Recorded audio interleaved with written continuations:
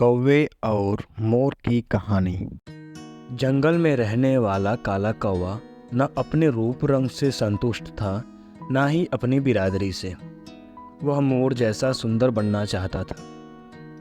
जब वह दूसरे कौवों से मिलता तो कौवों के रूप रंग की बुराई कर अपनी किस्मत को कोसता कि उसने कौवा बनकर इस धरती पर क्यों जन्म लिया। साथ ही कौवे उसे समझाते कि जैसा रूप रंग मिला है उसके साथ संतुष्ट रहो, पर वह किसी की बात नहीं मानता और उनसे लड़ता।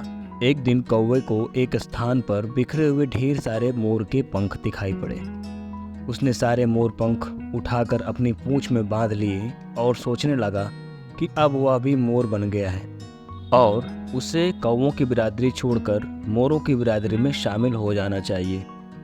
वह तुरंत अपने समूह के सरदार के पास गया और अकड़कर बोला, सरदार, जैसा कि आप देख रहे हो मैं अब मोर बन गया हूँ, इसलिए आपको बताने आया हूँ कि मैं कौवों की बिरादरी छोड़कर मोरों की बिरादरी में जा रहा हूँ। कौवा का सरदार उसकी इस गुस्ताखी पर चकित रह गया।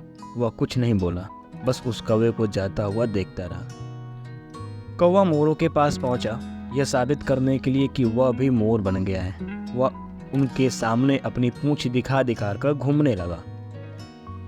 उसकी सोच थी कि वह मोरों से भी सुंदर दिखाई दे रहा है, इसलिए उसे मोर अपनी बिरादरी में शामिल होने जरूर बुलाएंगे।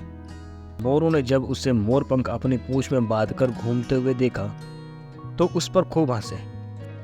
फिर उन्होंने सोचा कि आज इस कौवे का मोर बनने का भूत उतारते हैं। उसके बाद उन्होंने मिलकर कौवे की बहुत धुनाई की। कौवा जान बचाकर भागा और अपने समूह के सरदार के पास पहुंचा।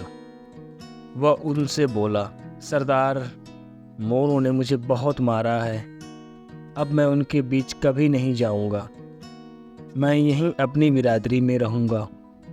कौवे के सरदार को उसकी अकड़ याद थी। वह सोचने लगा, बहुत अकड़ रहा था तू, अभी तेरी अकड़ भी उतारता हूँ और सबक भी सिखाता हूँ। उसने अपने साथियों को बुलाया और सबने मिलकर उस कौवे को मार मार कर अधमरा कर दिया। कौवे का सरदार बोला, तुझ जैसे कौवे की हमारे समूह को आवश्यकता नहीं है, भाग जा यहाँ से और कभी लौट कर मत आना। बेचारा कौवा न मोर की बिरादरी में शामिल हो पाया, न अपनी बिरादरी में रह पाया। मरम्मत हुई सो अलग।